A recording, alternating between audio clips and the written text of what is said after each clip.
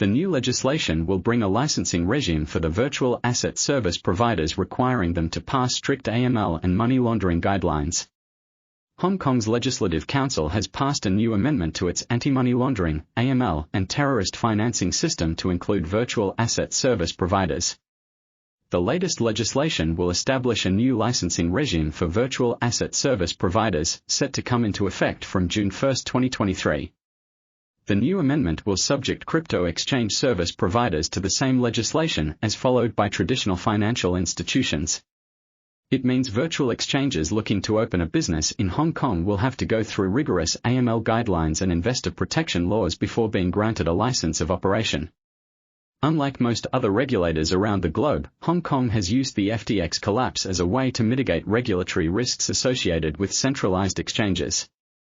In the aftermath of the FTX crypto exchange collapse, regulators from around the world have faced public ire for their failure to protect retail investors.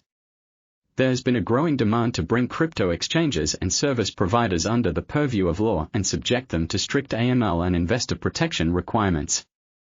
In a recent conference, Hong Kong Monetary Authority Chief Executive Eddie Yu hinted at possible investor protection regulations coming soon to the nation.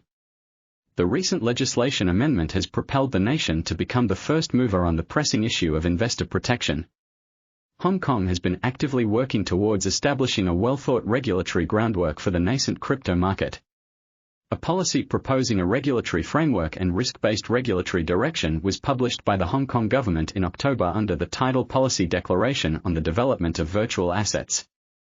The government has suggested a number of pilot projects to evaluate and improve the technologies underlying virtual assets.